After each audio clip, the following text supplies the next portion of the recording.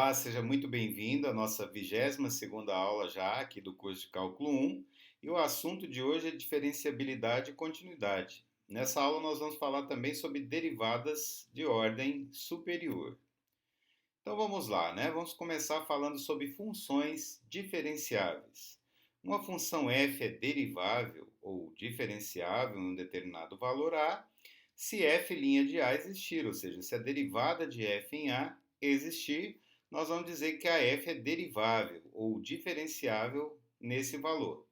Nós vamos dizer que a f é derivável em um intervalo aberto a b, se f for derivável em cada valor desse intervalo, tá? Então, dizer que uma função é derivável num determinado intervalo aberto é dizer que ela é derivável em cada valor do intervalo.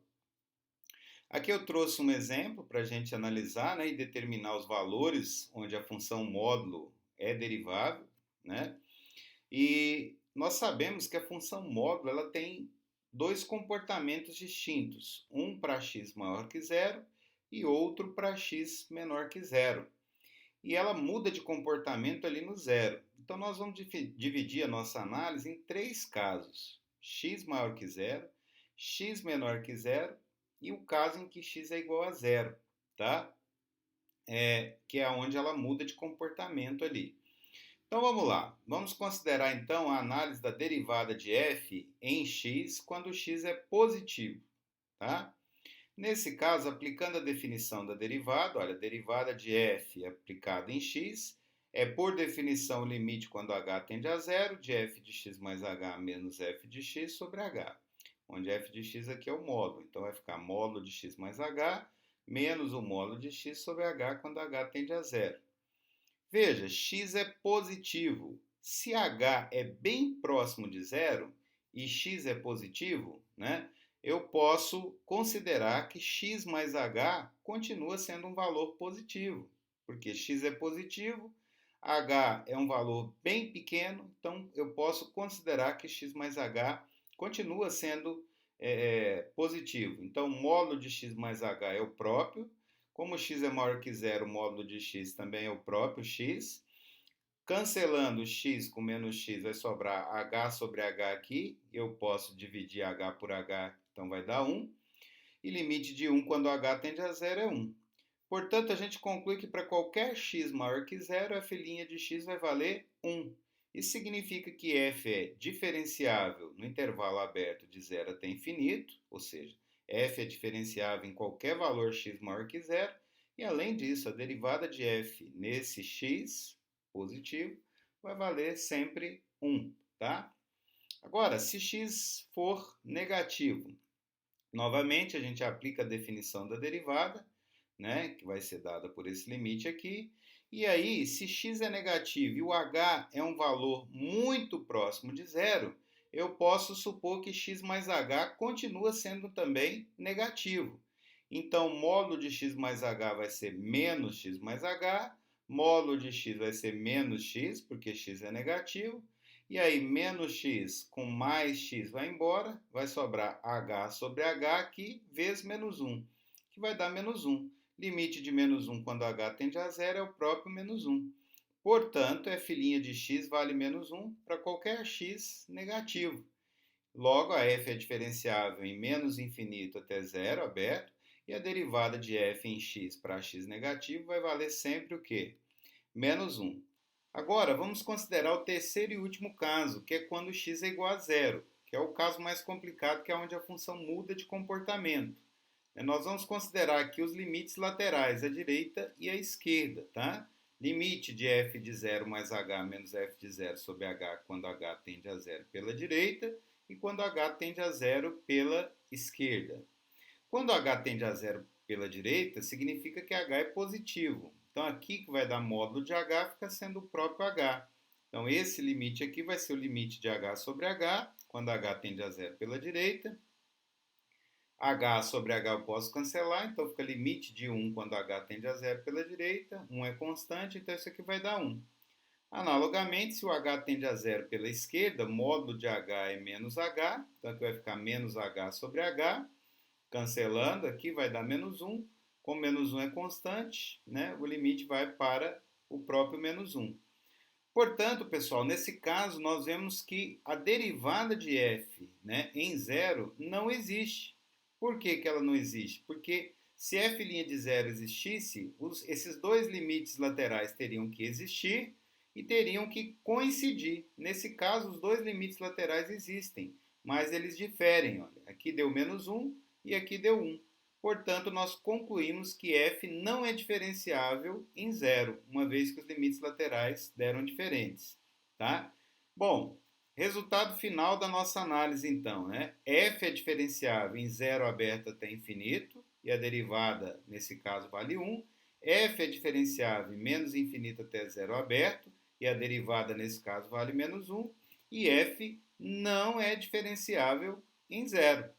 Então, nesse caso, a função derivada vai ser dada por f' de x igual a 1 se o x é maior que zero e f' de x igual a menos 1 se o x for menor que zero. Tá ok? Ok, agora pessoal, vamos tratar aqui da relação que existe aí entre diferenciabilidade e continuidade. Né? Há um teorema que nos diz o seguinte, olha, que se f é diferenciável em A, então f vai ser contínua em A. Significa o seguinte, que diferenciabilidade implica em continuidade. Mas daqui a pouco nós vamos ver que a recíproca não é verdadeira. Continuidade não implica diferenciabilidade, né? Bom, esse aqui eu até separei a demonstração, que é uma demonstração simplesinha. Então nós temos por hipótese, né, que f é diferenciável. E onde nós queremos chegar? Nós queremos chegar que a f também será contínua. Então, se f é diferenciável em A, nós sabemos que a derivada de f em A é dada por esse limite aqui, de f de x menos f de A sobre x menos A, quando x tende a A. E esse limite existe, bonitinho, é finito, tá? Ora, mas, se o x é diferente de A, nós podemos escrever f de x menos f de A da seguinte maneira, né? F de x menos f de A sobre x menos A vezes x menos A.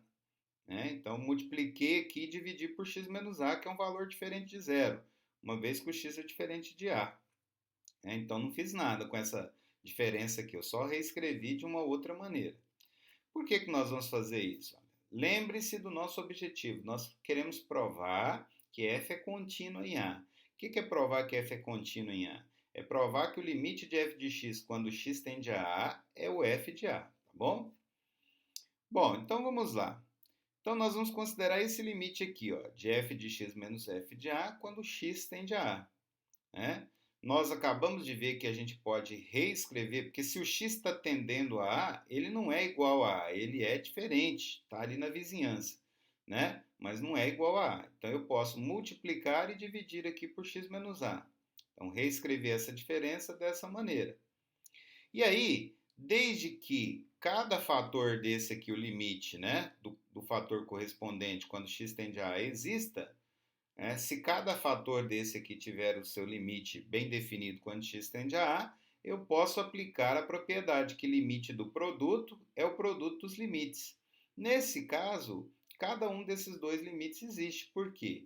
Porque este cara aqui, ó, limite de f de x menos f de A sobre x menos A quando x tende a A, nós sabemos que ele existe porque a função é derivável. Isso aqui vai dar f' de A. E aqui, olha, limite de x menos A quando x tende a A, isso aqui é um polinômio de grau 1, isso vai para A menos A, que é zero, também existe. Então aqui eu apliquei que limite do produto era o produto dos limites, esse aqui vai para A menos A, que é zero, esse aqui vai para f' de A, e aqui vai ficar f' de A vezes zero, que é zero. Então, limite de f de x menos f de A quando x tende a A é igual a zero. O que significa que limite de f de x quando x tende a A é igual a f de A. Tá ok? Veja, então, se nós provamos que limite de f de x quando x tende a A é igual a f de A, isso significa que a f é uma função contínua em A. Tá? Ok, então fica demonstrado que se f é diferenciável, então a gente aplica esse raciocínio aqui e consegue concluir que ela é contínua, né? Porque o limite de f de x menos f de A quando x tende a A vai para zero, o que equivale a dizer que o limite de f de x quando x tende a A vai para f de A. Então, f é contínua. Então, diferenciabilidade implica em continuidade. Mas eu coloquei aqui uma observação, olha, cuidado, né? A recíproca do teorema anterior não é verdadeira. A função f de x igual a módulo de x, nós já vimos em aulas anteriores que ela é contínua no zero. Mas nós acabamos de ver que ela não é o quê? Diferenciável, olha aqui, ó. F' de zero não existe se f de x é a função módulo. Então, é possível que uma função seja contínua num determinado valor sem ser diferenciável. Mas se ela for diferenciável, aí ela com certeza será contínua naquele valor, tá? Ok, último assunto da nossa aula de hoje, derivadas de ordem superior, tá? Bom, o que seria isso, né? Vou tentar explicar aqui. Se f é diferenciável, então a gente já viu que a sua derivada, f' também é uma função. Nós podemos considerar a função derivada. Se nós temos a função derivada, f', e ela sendo uma função, ela também pode ser novamente derivada. Nós podemos considerar a derivada da função derivada, né? Então, a derivada de f', que nós denotamos por f duas linhas, tá? É denominada, né, derivada segunda de f, tá? Então, nós temos o seguinte, que a derivada da função derivada é a derivada segunda, né, de f, ok? E eu poderia pensar dessa mesma maneira, para considerar, se eu considerar, né, essa aqui é uma nova função, tá? A função derivada segunda, e aí, se eu derivar essa função, eu teria a derivada terceira. Aí, se eu pegar a derivada terceira e derivar, derivada quarta. E aí nós vamos, né, fazendo o mesmo procedimento. Normalmente, com linhas assim, a gente denota até a derivada terceira, né? Da derivada quarta em diante, a gente começa a denotar numericamente, como eu vou falar daqui a pouco a respeito da notação. Tudo bem, pessoal? Então, se a f é diferenciável, nós podemos considerar a sua função derivada, né? E aí, derivando a derivada, nós teremos a derivada segunda. Derivando a derivada segunda, nós teremos a derivada terceira. E assim por diante, tá? Então, nós podemos considerar, né, derivando sucessivamente, as derivadas aí de ordens superiores da maneira com que nós desejarmos. Basta a gente ir derivando sucessivamente, tá ok? Ok, vamos lá então, né? Agora eu gostaria de falar com vocês sobre a notação, notação de Leibniz aí, né? Que é uma notação que a gente utiliza bastante, né? Que foi introduzida por Leibniz, que é a seguinte, olha, ele denota a derivada de f em x da seguinte maneira: dy dx, tá? Essa aqui é uma notação, que é uma notação sugestiva, tá? Mas não deve de maneira alguma ser considerada como um quociente numérico, né? Quociente entre dois valores. Por quê? Porque nós sabemos que a derivada é um limite. É o limite, na verdade, né, da variação ΔY, que é a variação da função, em relação à variação ΔX, quando esse ΔX tende a zero, né? Então, aqui, essa é somente uma notação bastante útil do ponto de vista prático, tá? Mas nós não podemos interpretar isso aqui como um quociente de dois valores, tá? Isso aqui deve ser interpretado como um limite, limite de ΔY sobre ΔX, quando ΔX tende a zero aí, né? Que é a noção que nós temos da derivada, ok? Por isso que é o dy dx, né? Para nos lembrar que aqui é um limite, né? Que considera a variação em y, né? Pela variação em x, à medida que essa variação em x vai diminuindo cada vez mais, ok? Bom, se a gente considera então, né, a derivada, né, na notação de Leibniz, que é essa aqui, né, f' de x igual a dy dx, nós podemos escrever, por exemplo, né, que a derivada segunda, ela vai ser a derivada em relação a x de quem? Dessa função, f', que é dy dx. E aí nós usamos essa notação aqui, olha, né? d dx, né? De dy dx vai ser d ao quadrado y dx², que é a notação utilizada aí para a derivada segunda, né? E assim nós poderíamos considerar, se nós pegássemos a derivada segunda e derivássemos aqui em relação a x, né, nós teríamos aqui, né, d ao cubo y dx cubo aqui, tá certo? Então, de um modo geral, tá, nós temos as seguintes notações para a derivada enésima de f, né?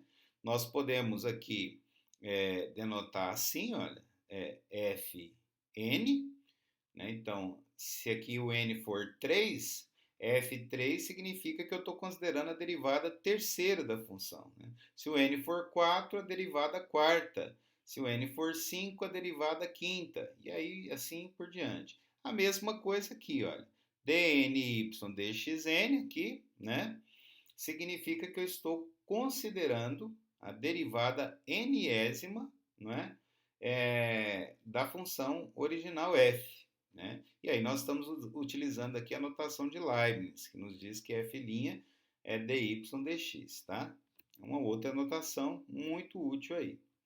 Bom, para a gente encerrar essa aula, eu separei aqui um exemplo de uma função que a gente já considerou em exemplos anteriores, que é a função polinomial de grau 2, dada por f de x igual a 3x² mais x mais 1. Né? Na aula em que nós introduzimos o conceito de derivada, nós vimos um exemplo que envolvia essa mesma função polinomial, e lá nós calculamos a derivada primeira. Eu estou querendo calcular aqui a derivada segunda, né, dessa função aqui.